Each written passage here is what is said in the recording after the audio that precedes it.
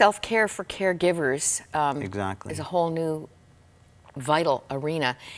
Jim's going to love how you close each chapter. Shabbat, relax, and recreate.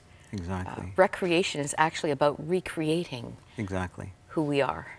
Yeah. Resourcing the source of everything that's going on. And we're driven in our society here, especially our Christian circles, to perform, and we neglect the Sabbath, and as a result, we suffer from that. And so the Sabbath can't be just a day off. It has to be a time when you refresh and really self-care without the aspect of feeling that it's selfish. Mm-hmm. It's essential. It's God's design. And I love what you say here. Meditate on the idea of a God encounter. Exactly. Being with Him. We need that in our world. We don't need any more religion. We don't actually need any more programs, but we sure do need a God encounter. That's what changes our lives. Now you're dealing with those who have to do a survey like this. Compassion satisfaction and compassion fatigue. Really good little self-test here. I heard a statistic this week. Nope, a quote this week. It said, burnout is not a crisis of time, but of spirit. Mm-hmm. Yeah, we have nothing left. Malnourished in here. We have nothing more to give. And compassion fatigue is what this book's about, is the cost of caring too much. So you just empty yourself, similar to the sinkhole. There's nothing left inside, and yet you still care. You still want to care and offer something to someone, but there's nothing left to give. And so the pressure gets so much that you collapse. And God just has this plan to enter His rest and be refreshed. Looks really readable. Available everywhere. Middle of the month? Middle of the month. Middle of the month. Spiritual Sinkholes, Dr. Jim Caruso. What a wonderful portrait of two people, I'm just going to say it again, who couldn't even stop swearing.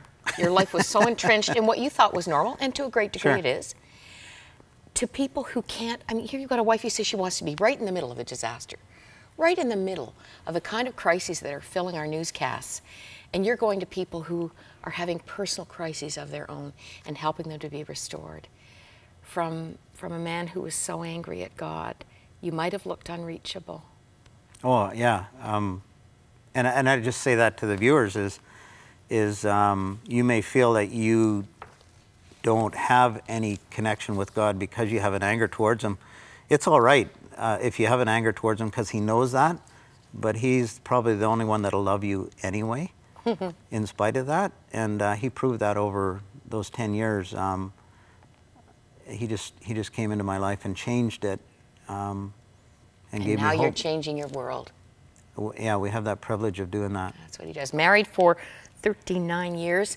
You're empty nesters, 2 children, and how many grandchildren? We have 5 of the most beautiful grandchildren in the world. And you can say that.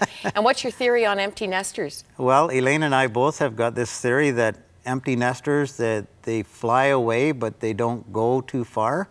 They just circle and come back for something. When they see something shiny in the nest, they come back for it. Well, there you go. I'm just starting out on this, so I'll be watching for that, Jim.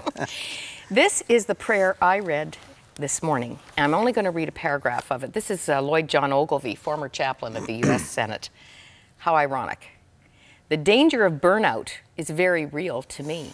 When I become too busy, there's little time to be refueled by your love, joy, peace, and patience. I start living on my own resources and forget that you are the source of wisdom, knowledge, discernment, vision, and the power to lead others. Yeah. I never was meant to make it on my own. Forgive me, Lord, for trying. At the start of a busy new year, let's make sure we're rooted in the source of all we need to be. He was never in a rush. Jesus was never panicked. Jesus took time to be with the Father, even in the midst of chaos, and then He was empowered to be able to do what was necessary in that chaos to bring peace. Thank you, Jim, for a good start. Oh, thank you. To our new year. Thank you very much. Out there in Victoria. In Victoria, BC. Maybe you need help with your fresh start today. Maybe you're just feeling a little overwhelmed with everything coming at you. Remember that our prayer lines are always available. And stay with us. We'll be right back.